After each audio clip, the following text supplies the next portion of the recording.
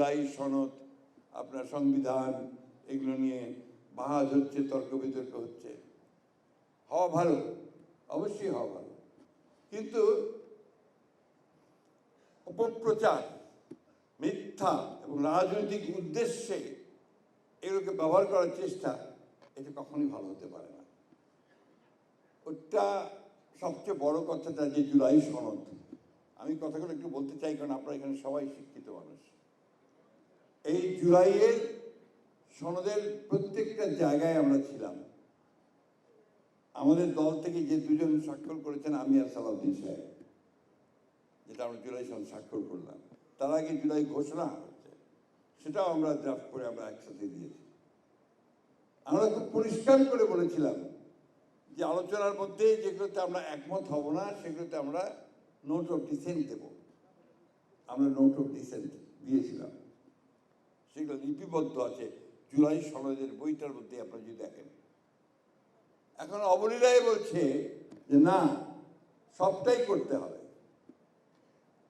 আমরা তখনই কিন্তু আপনার প্রেস কনফারেন্স করে বলেছিলাম, যখন আমাদের chairman, co chairman doctor Ali Riaz কমিশনের একটা রিপোর্ট দিলেন, সেখানে কতগুলো রিপোর্টের মধ্যে থাকলো যেটা আমরা একমত হইনি।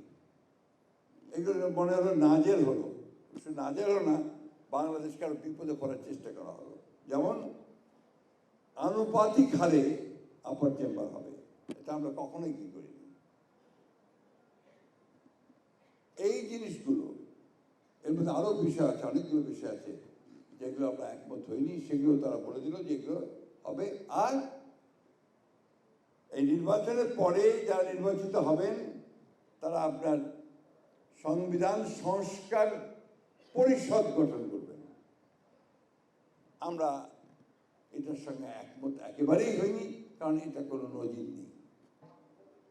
নির্বাচন হবে, পার্লামেন্ট গঠন করবে, পার্লামেন্ট আপনি যে সংশোধন আনতে হবে, সেই সংশোধন নিয়ে এসে সংবিধানকে পরিবর্তন করতে হবে। যাই হোক, আমি সেই বিতর্ক করার কথা এখানে বলতে আসিনি। আমি যেটা বলতে এসেছি আপনাদের কাছে, যারা জিয়া পরিষদ সদস্য আছেন, যারা জিয়া পরিষদ করছেন, এই বিষয়গুলো আপনাদেরকেও প্রচার করতে হবে। তার জন্য আপনাদেরকে ওয়ার্কশপ করতে হবে। আপনারা জেনে যেন আপনাদের সদস্য বা বিশ্ববিদ্যালয়গুলোতে এটা নিয়ে কাজ করতে পারেন। কারণ একটা ভুল ধারণা দেওয়া হচ্ছে জনগণের মধ্যে, বিশেষ করে আপনাদের ওই সোশ্যাল মিডিয়ার মধ্যে, যে বিএনপি সংস্কার মানে না। বিএনপি তো সংস্কারের জনক। 1975 সালে শহীদ প্রেসিডেন্ট জিয়া রহমানই একদলীয় শাসন ব্যবস্থাকে বাদ দিয়ে বহুদলীয় গণতন্ত্র নিয়ে এসেছিলেন। তিনি জনগণের স্বাধীনতা, বাক স্বাধীনতা ফিরিয়ে দিয়েছিলেন। তিনি প্রেস ফ্রিডম দিয়েছিলেন, বিচার বিভাগের স্বাধীনতা দিয়েছিলেন। সেগুলো তো তখন সবচেয়ে বড় সংস্কার ছিল। এবং পরবর্তীকালে দেশনেত্রী বেগম খালেদা জিয়া তিনি পার্লামেন্টারি ফর্ম অফ গভর্নমেন্ট নিয়ে এসেছেন, প্রেসিডেন্সিয়াল ফর্ম অফ গভর্নমেন্ট। এগুলো সংস্কার নয়, এগুলো অনেক বড় সংস্কার।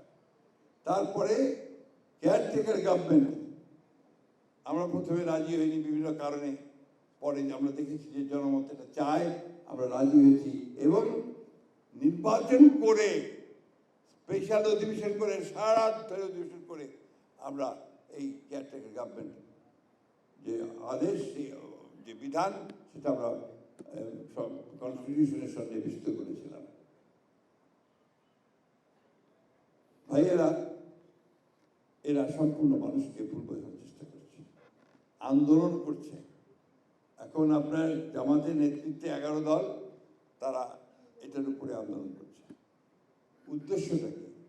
উদ্দেশ্য হচ্ছে আবার বাংলাদেশকে ডিস্টেবিলাইজ করা, অস্থিতিশীলতার দিকে নিয়ে যাওয়া। আল্লাহর কাছে হাজার শুকর যে এই পার্লামেন্টের অধিবেশনের শেষ দিনে বিরোধী দলের নেতা বলেছেন যে তারা সহযোগিতা করতে চান এবং তারা পার্লামেন্টে এই সমস্যার সমাধান করতে চান। আমাদের মাননীয় আইনমন্ত্রী তিনি আপনার একটা প্রস্তাব দিয়েছেন যে আসুন আমরা একটা সংবিধানের উপরে যে সংশোধন করব, তার জন্য একটা পার্লামেন্টারি কমিটি তৈরি করি। এই পার্লামেন্টারি কমিটির প্রস্তাব ওদের দিয়েছেন। বিরোধী দল বলেছে তারা চিন্তা করে জানাবে।